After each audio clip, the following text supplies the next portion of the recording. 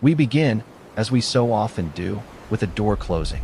A door closing on a boy who had done nothing wrong, in a town that decided he no longer belonged to it. On a gray October morning, when the ocean fog sat so thick along the coast that a person could not see the length of a fishing boat from the shore. He was 10 years old. His mother and father had gone out 3 nights before on the Marguerite, and a modest herring boat that had made the same run 100 times before, in the sea, which gives so freely and takes so completely, did not give them back what he had left in this world, after the funeral that was not really a funeral because there were no bodies to bury, fit into a canvas sack, 2 shirts, a whittling knife that had been his father's, a small tin box of buttons that had been his mother's, and 41 cents. Everything else, the house, the boat share, the modest savings his parents had kept in a coffee tin under the floorboard, belonged, by the time the lawyers and the creditors were finished with it, to other men. 40 years later, a man with silver-streaked hair and hands roughened by a lifetime of honest work would stand at a county auction in a town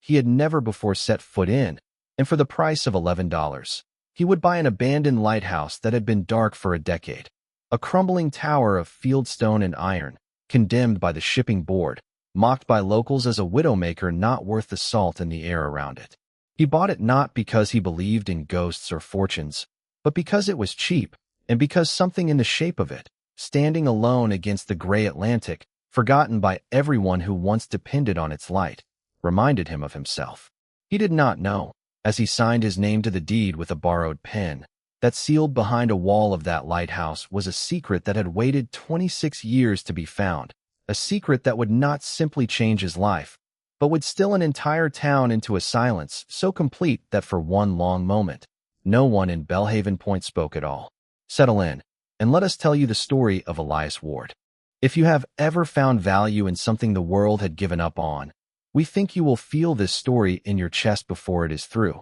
So let us begin. Elias Ward was raised, after that October morning, not by kin, for he had none left who could take him, but by the state orphanage in Portland, a long brick building that smelled of lye soap and boiled turnips, and the particular loneliness of children who go to sleep each night listening for footsteps that will never come. It would have been easy, in a place like that, for a boy to grow hard, to let the unfairness of his situation curdle into bitterness. Elias might have gone that way too, had it not been for a groundskeeper named Obadiah Fitch, an old man with a limp and a soft voice, who noticed that the new boy did not cry where others could see him, but sat instead behind the woodshed each evening, turning his father's whittling knife over and over in his hands as though it were a rosary. Obadiah did not try to comfort Elias with words, which the boy would not have accepted anyway. Instead, one gray afternoon, he handed him a block of pine and said only, "Your hands look like they want something to do."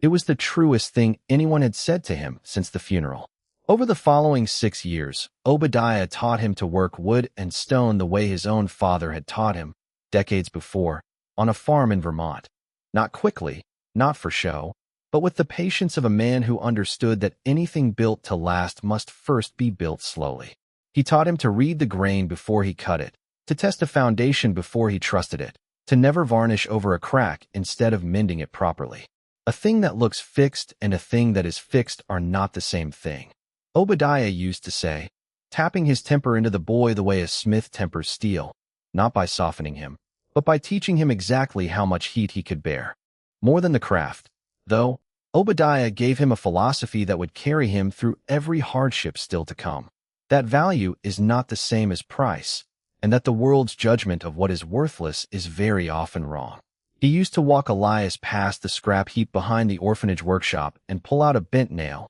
a cracked hinge, a chair leg someone had thrown away, and he would say, "Everybody looked at this and saw nothing. That doesn't mean there's nothing there. It means nobody looked long enough." Elias carried that lesson the way another man might carry a Bible verse, repeating it to himself in the years that followed, through apprenticeships in Portland shipyards, through a brief and difficult marriage to a woman named Margaret who died of a fever before they had been married 5 years, through the raising, alone, of a daughter named Susanna who grew up steady and clear-eyed despite it all, and eventually married a schoolteacher and moved west to Ohio, writing her father faithful. letters twice a month that he kept bundled with twine in the bottom of his trunk. By the time Elias was 51 years old, he had built a modest but respectable life as a stonemason and shipwright's carpenter in the coastal town of Harmon's Reach, 40 miles south of Belhaven Point. He was known for the kind of work that outlasted the men who commissioned it. Seawalls that held through storms that took down newer ones. A church steeple that had stood through 2 hurricanes without so much as a loosened shingle. He was not rich, but he was respected, and respect, to a man who had once owned nothing but a canvas sack and 41 cents, felt very much like wealth. It was a fire that took it from him, not the kind of fire that burns a house, but the slower, more insidious kind that burns a reputation. In the autumn of 1891, Elias had been contracted by a shipping merchant named Josiah Crane to reinforce the pilings beneath Crane's new warehouse on the Harmon's Reach waterfront, a rush job that Crane insisted be finished before the winter storms arrived. Elias had warned him, in writing, that the timber Crane wanted to use, cheaper stock from a supplier upriver, was not properly seasoned and would not hold the load Crane intended to store atop it. Crane, impatient and unwilling to spend the extra money for proper lumber, overruled him and ordered the work done his way, then had his foreman sign papers claiming the specification had been Elias's own. When the warehouse floor gave way 11 weeks later under the weight of stacked grain barrels, spilling 2 months of a fishing cooperative stores into the harbor and injuring 3 dockworkers, Josiah Crane did not hesitate. He produced the falsified specifications, blamed the collapse entirely on Elias Ward's shoddy craftsmanship, and made certain the story reached every wharf and tavern from Harmon's Reach to Portland before Elias could so much as draft a proper defense. There was no court case. Crane was too careful and too well connected to let it come to that, but there did not need to be one. In a town built on trust between a man's word and his work, the rumor alone was a sentence. Within 2 months, Elias's contracts dried up entirely. Within 4, the bank called in the note on his small workshop, which he had mortgaged years before to help pay for Susanna's wedding. By the spring of 1892, at 52 years old, Elias Ward stood on the road out of Harmon's Reach with a single trunk of tools, the bundle of his daughter's letters, his father's whittling knife, and $63 to his name, nearly the whole of it earned from selling everything else he owned. It was, he could not help but notice with a bitter kind of humor, not so very different a sum, proportionally, from the 41 cents he had carried out of his childhood home 4 decades before. The world, it seemed, had a way of returning a man to his beginnings. He walked and rode by wagon along the coast for the better part of 2 weeks, uncertain of any destination, only certain that he could not remain where his name had been ruined. It was in the town of Belhaven Point, a fishing village of perhaps 600 souls tucked into a rocky cove some 90 miles up the coast, that he first heard mention, in the low murmur of a tavern he'd stopped in to warm himself, of the county auction to be held that Saturday, an auction disposing of several properties seized for unpaid taxes, among them a decommissioned lighthouse the shipping board had abandoned a decade before, after the coastal survey rerouted the shipping lanes and declared the light no longer necessary. The men in the tavern spoke of it the way men speak of a thing they have stopped seeing entirely, a fixture of the landscape too familiar to be worth discussing, except that one gray, bearded fisherman muttered, almost to himself, that no sane man would want the old Ward light. And Elias, at the sound of his own surname spoken aloud in a strange town, felt something in his chest go very still. He asked the fisherman, carefully, what he meant, and was told only that the lighthouse had been named for the family who once kept it, the same family whose final keeper, some 26 years past, had died the night of a terrible wreck under circumstances the town did not much care to discuss, and that ever since, folks considered the place unlucky, half-cursed, better left to the gulls and the wind. Elias told himself it was only a common name, that Ward was not so rare a surname along this stretch of coast, that there was no sense letting an old ache reopen over a coincidence. And yet on Saturday morning, when the auctioneer called the lot, one decommissioned lighthouse and keeper's quarters, Belhaven Point, sold as is, no title guarantee, Elias found his hand rising before his mind had fully decided to raise it. There were no other bidders. The tower was said to be unsafe, the stone crumbling, the light apparatus long since stripped for scrap by the shipping board. The auctioneer, plainly relieved to be rid of the property, brought his gavel down at $11, and just like that, a man who had arrived in Belhaven Point with $63 and no home to his name owned a lighthouse. The walk out to the point took him the better part of an hour, along a rutted cart track that hugged the cliffs above a sea gone the color of hammered pewter under a low sky. The tower, when it came into view, was every bit as forlorn as the town had promised. 60 feet of gray fieldstone streaked green with lichen, its lantern room capped with a rusted iron dome, its attached keeper's cottage sagging at one corner where the foundation had settled unevenly into the rock.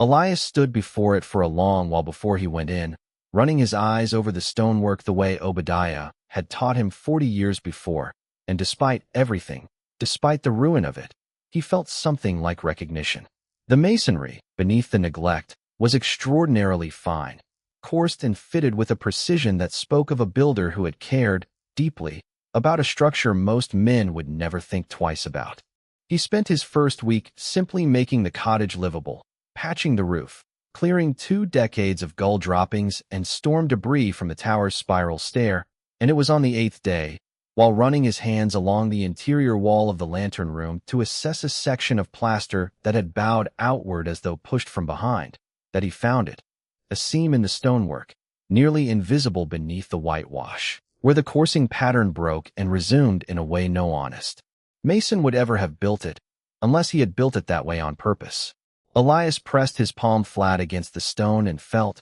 faintly, a hollowness behind it that no true wall should have. It took him the better part of 2 days, working carefully with a mason's chisel so as not to bring down the surrounding stonework, to open a gap wide enough to see inside. And when at last a fist-sized stone came free and cool, sea-scented air breathed out at him from the dark cavity behind, he understood that Obadiah's old lesson had never been more true. Everybody had looked at this lighthouse and seen nothing. Nobody had looked long enough. Inside the cavity, wrapped in oilcloth gone brittle and yellow with age, he found a keeper's logbook, its leather cover swollen with old damp, and beneath it, a small iron strongbox, and beneath that, tied with a ribbon that had once been blue and was now the color of ash, a bundle of perhaps 30 letters. He carried all of it down to the cottage table with hands that were not quite steady, and by the light of a single oil lamp. As the wind began to rise outside and rain ticked against the small window,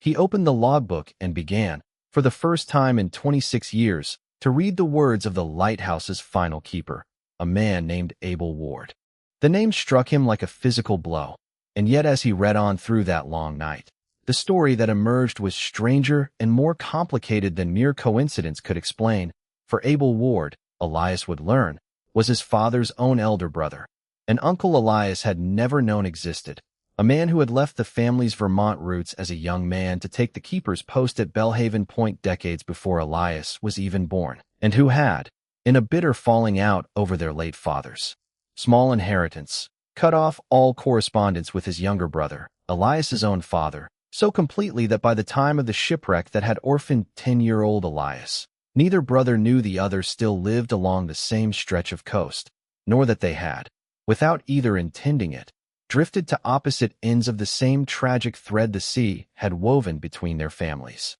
The logbook told a story the town of Belhaven Point had spent 26 years telling wrong. On the night of the wreck the fishermen in the tavern had referred to so darkly, a passenger steamer called the Cordelia Grace had gone down in a November gale less than 2 miles from the lighthouse, with the loss of 41 souls, and the town's understanding, cemented over a generation of retelling, was that keeper Abel Ward had failed that night, had let his light go dark or dim through drink or negligence, and had died in the collapse of the lantern room during the storm as a kind of grim, deserved judgment. It was this shame, this supposed failure, that had caused the shipping board to decommission the light and the town to speak the Ward name only in low, uneasy voices. But the logbook, in Abel's own careful hand, told a different story entirely, corroborated line by line by the bundle of letters, which Elias read through the remainder of that night and the following day without sleeping. Abel Ward had not failed his post. He had discovered, in the weeks before the wreck, that the Cordelia Grace's owner, a shipping magnate operating out of Belhaven Point by the name of Cornelius Rourke, a man whose grandson still ran the town's largest merchant house and sat, at that very moment, as chairman of the county board that had auctioned off the Lighthouse, had deliberately let the vessel's insurance lapse into a fraudulent overvaluation scheme, sending the aging, poorly maintained Cordelia Grace out into known dangerous waters during storm season, specifically because Rourke stood to collect far more from her sinking than from another decade of honest service. Abel had written letters, preserved in that bundle, to the Maritime Insurance Board in Portland, laying out his evidence, logs of the ship's condition, testimony from 2 of Rourke's own dock foremen, financial records a sympathetic clerk had copied for him, and he had sent a warning flag up the tower on the afternoon that Cordelia Grace was due to pass, in open defiance of Rourke, who had threatened him and his post if he interfered. The storm that night had been real and terrible, and no light in the world could have entirely prevented the tragedy that followed once the ship's own owner had sent her out unfit to weather it. But Abel Ward's log, in its final entries, made clear that his light had burned steady and true through the whole of that night, that he had gone out onto the rocks himself in the height of the gale, trying to help pull survivors from the wreckage, and that it was in that effort, not in negligence, that he had lost his own life, his body found 3 days later a half-mile down the coast. Cornelius Rourke, in the chaos and grief that followed, with Abel Ward no longer alive to press his accusations, had simply rewritten the story, paying, the letters made clear, for testimony that placed the blame on the dead keeper's drunkenness, ensuring the insurance board's investigation into his own fraud quietly closed for lack of a credible accuser, and ensuring, too, that the light itself, and the truth it might one day reveal, was decommissioned and left to rot. Elias sat with all of this for a long while after the reading was done, the rain still ticking at the window, the strongbox, which held, he discovered, not gold as he had half expected, but something in some ways more valuable. The original financial records Abel had copied, sealed against damp in a second oilcloth wrapping, along with a modest sum in gold coin, some $400, that Abel had evidently set aside from his keeper's salary over the years, a fund he had labeled, in a note, pinned inside the box lid. For the widows, should I not live to give it myself. It was, Elias understood slowly, both an inheritance and an assignment, left sealed in a wall for 26 years, waiting not for riches, but for someone honest enough to finish what Abel Ward had started. He might have simply taken the money, quietly repaired his own fortunes, and moved on, and no one in Belhaven Point would ever have known the difference. The temptation of it, given everything he had lost to another dishonest merchant's lie, was not small. But Elias Ward had spent 40 years learning, from a limping groundskeeper with a soft voice, that a thing which looks fixed and a thing which is fixed are not the same thing, and he understood now, with the particular clarity of a man who has himself been ruined by exactly this kind of quiet injustice, that there was only one true use for what he had found. The trouble, of course, was Cornelius Rourke's grandson, a man named Thaddeus Rourke, who had inherited both his grandfather's shipping interests and, it seemed, a fair measure of his grandfather's instinct for protecting them by any means necessary. When word reached Thaddeus, as word inevitably does in a town of 600 souls, that the stranger who'd bought the old Ward light had been seen carrying strange old papers into the county recorder's office and asking pointed questions of the elderly maritime insurance clerk who had, by remarkable fortune, retired to Belhaven Point and still kept his wits sharp at 78, Thaddeus did not wait long to act. He first tried the gentle approach, calling on Elias at the Lighthouse cottage under the guise of neighborly welcome, remarking with studied casualness on how unfortunate it would be if old, unverifiable rumors about his grandfather were stirred up to no purpose, and offering, with a smile that did not reach his eyes, to buy the Lighthouse property back from Elias at a generous multiple of what he'd paid, given the place's troubled history. When Elias declined, politely but without hesitation, Thaddeus's approach hardened. Within days, merchants in town who had begun to offer Elias small carpentry contracts to help him get established found those offers quietly withdrawn. A rumor began circulating, much as one had in Harmon's Reach, that the newcomer at the Lighthouse was unstable, obsessed with old ghost stories, possibly dangerous. Thaddeus even went so far as to suggest, to the town's aging but still respected minister, that Elias might be trying to extort money from respectable Belhaven families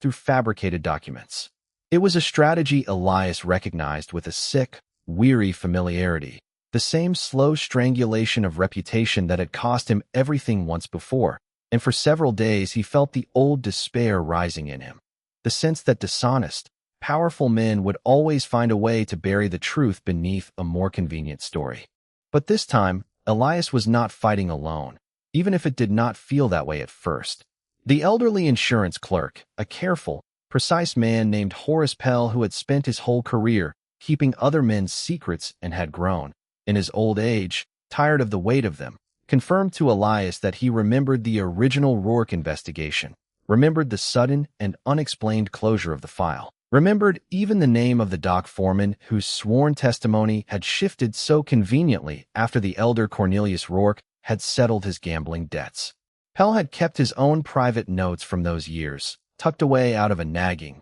decades-old unease he had never quite been able to name. And when he compared them line for line against the copied ledgers in Elias Ward's strongbox, the two accounts matched with a precision that left no honest room for doubt. Together, and joined soon after by a young, ambitious newspaperman from the county seat named Julian Marsh, who recognized immediately the significance of what Elias had brought him, they began quietly assembling the case that Elias Ward had died trying to make 26 years before. It was slow work, careful work, the kind Obadiah Fitch would have approved of, checking each document, confirming each name, giving Thaddeus Rourke no opening to dismiss it as fabrication or grief-addled fantasy. Thaddeus, sensing the tide beginning to turn against him, made one final and more desperate attempt, offering Horace Pell a substantial sum to simply forget what he remembered, an offer the old clerk, visibly shaken but resolute, refused in front of witnesses at the very tavern where Elias had first heard the Ward name spoken. It was on a clear, cold morning in late spring, nearly a year after Elias had first climbed the crumbling stair of the abandoned lighthouse, that Julian Marsh's article appeared on the front page of the county paper, laying out in full, careful, documented detail the truth of the Cordelia Grace, the fraud of Cornelius Rourke, and the honest death of keeper Elias Ward, who had given his life trying to warn a town that had spent 26 years blaming him instead of thanking him. The town of Belhaven Point, reading it, did not erupt into anger or spectacle, as such revelations sometimes do in stories told for drama's sake. Instead, something quieter and in its way more powerful happened. The town went still. Fishermen who had grown up hearing their fathers curse the Ward name as they passed the dark tower found themselves, that morning, standing silent on the docks with the newspaper in their hands. The old minister, who had unwittingly repeated Thaddeus's slander from his own pulpit, called that Sunday for a public reckoning,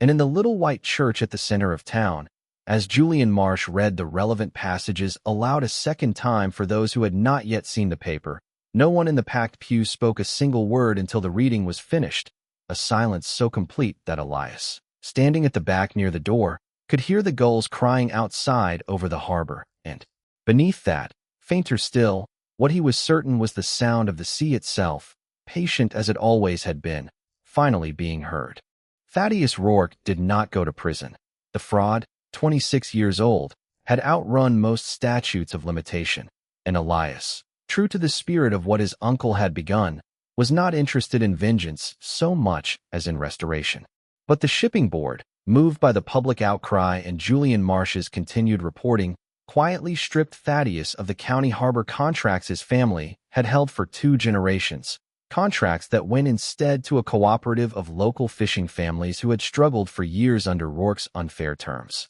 Thaddeus's own standing in Belhaven Point, built as it was on the same foundation of quiet lies his grandfather had laid, could not survive the daylight, and within a year he had sold his remaining interests and left the county altogether, a man undone not by a mob or a courtroom, but by the simple, patient truth finally being allowed to speak. Elias, for his part, took the $400 in gold his uncle had set aside, and rather than using it to rebuild his own fortunes as he might once have been tempted to, he used it as the seed of a fund exactly as Abel had intended, a widows' and orphans' relief account, administered by the fishing cooperative itself rather than any single man. to catch families in Belhaven Point the way no one had caught a 10-year-old boy in a town very much like it 42 years before. He restored the lighthouse himself, board by board and stone by stone, working through the following summer with the same unhurried, exacting care Obadiah had taught him. And though the shipping board no longer required an active light there,